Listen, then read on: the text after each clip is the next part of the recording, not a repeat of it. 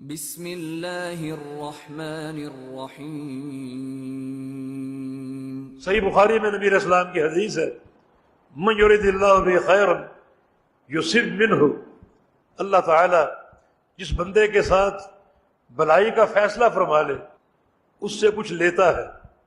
لینے کا معنی یہ ہے کہ اس کی صحت لے لی اور اس کو بیمار کر دیا، اس کا مال لے لیا اور اس کو فقیر کر دیا، یا کاروبار میں گھاٹا پڑ گیا، یا کسی عزیز کو چھین لیا موت کے ذریعے اور یہ صدمہ، اس صدمے سے اس کو دوچار کر دیا۔ یصب منہ، جو بندہ اس قسم کے اللہ کے فیصلوں کو اللہ کی تقدیر رضا قرار دے دے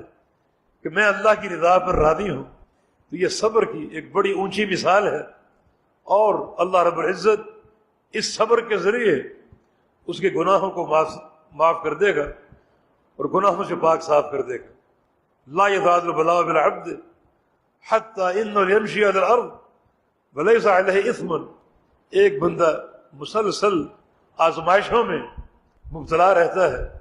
اور اس کو آزمائشوں سے دوچار کیا جاتا ہے، کبھی کوئی ابتلا اور کبھی کوئی امتحان، اور وہ جھیلتا ہے، صبر کرتا ہے، حتیٰ کہ یہ نوبت آ جاتی ہے کہ زمین پر چل پھر رہا ہوتا ہے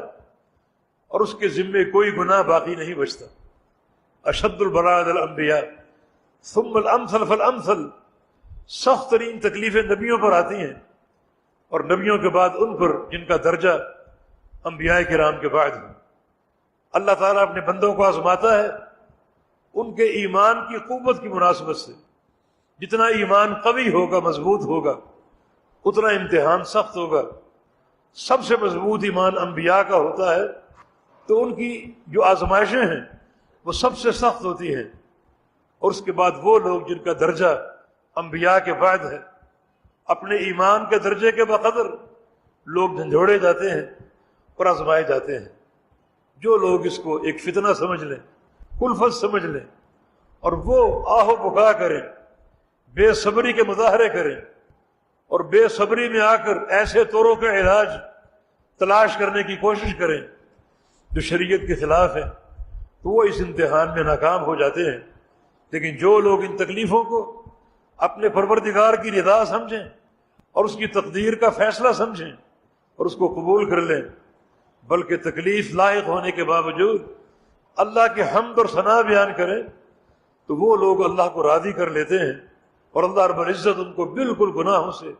پاک صاف کر دیتا ہے۔